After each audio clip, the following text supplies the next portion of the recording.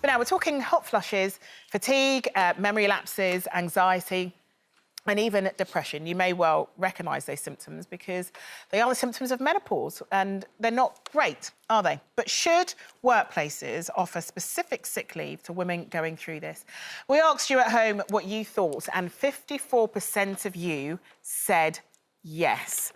You don't necessarily think this is a great idea, do you, Penny? Do you, Jane? Sorry.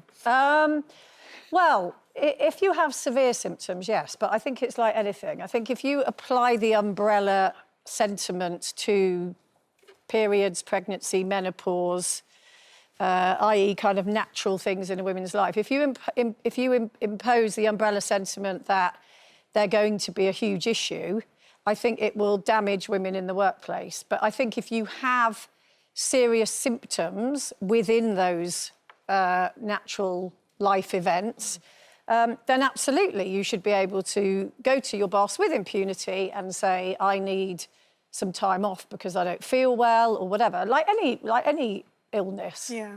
But I don't think there should be this kind of blanket, this sort of blanket, women are going to need extra time when they go through the menopause, because some women don't have any issue with it and carry on perfectly normally. Well, I mean, Brenda, you're sitting there with your fan, as you often do, because of your hot flushes. Is there any part of you that would, I don't know, go to a boss, wherever it is that you're working, and just sort of say, I need time off because my symptoms are really bad at the moment? I mean, when my hot flushes and my menopause came on, obviously, I'm just quite an open person, so I'm like, OK, there's a hot flush and I bring a fan out. And I don't have any qualms in saying something. I know that there are people who would be embarrassed about highlighting that there's something to then highlight, oh, there's an issue or there's a problem. So for me, myself, I know it can be debilitating for so many women, but as Jane says, I think we've come so far with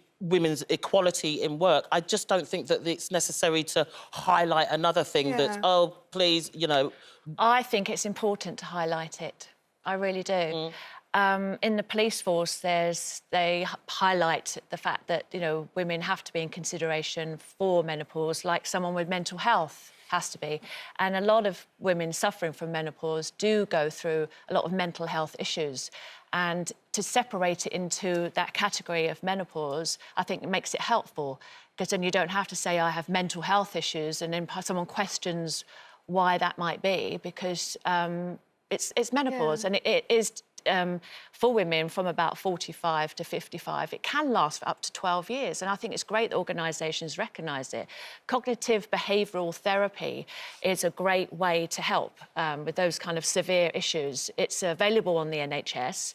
And rather than normal therapy where it deals with your past, it deals with the here and now, the coping mechanisms to help women through the day-to-day issues that they're coping with. I mean, you're at the beginning of your menopause journey. Yes. How has it been for you? It started March last year, just as the lockdown started. So when I started getting hot flushes, I thought I was getting a fever. I thought I didn't recognise that it might have been menopause until my periods stopped for 4 months. Then they came back, and just March just gone, it started again. I haven't had any periods back on the menopause, but I've been able to talk and understand it and deal with it, because there was a time where I was being very unreasonable, which is not like me, and having a bit of a meltdown. I felt like I was losing my mind.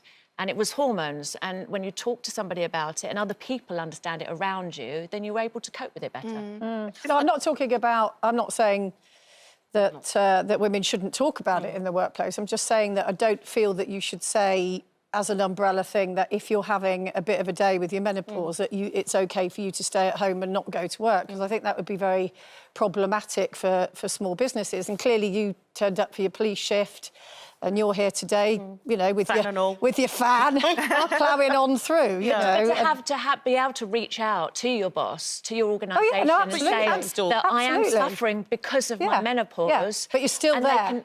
But you're still there. You're still turning up for work. Yeah, but maybe if I was having a really, really bad time, it probably wouldn't be a good place for me to be out on the street. I'd be getting my lightsaber out for the wrong reasons. I think there's, you know, there used to be days, the special consideration when you say, oh, somebody will say, oh, I'm having my periods here and I'm having bad pains. You know, I remember people getting that chucked back in the face. Oh, is it that time of the month? It's that. I don't necessarily want that to be chucked in my face for being somebody who opens up about something that I'm going through. To use the toilet without having to put their hand up. They're, you know, to say to the teacher, I've got my period. It's something that women or girls at school are allowed to do without being questioned. So there is a difference. Of course, we want to be treated equally. If we have the same education, if we've got the same training as a man, we should be paid equally. Those kind of things. But there is a separation. Men are different to women. I think they have different concerns, and they do have different needs as well. Yeah. So it should be recognised, I think. Well, I'm glad your journey is going not too badly with menopause is concerned.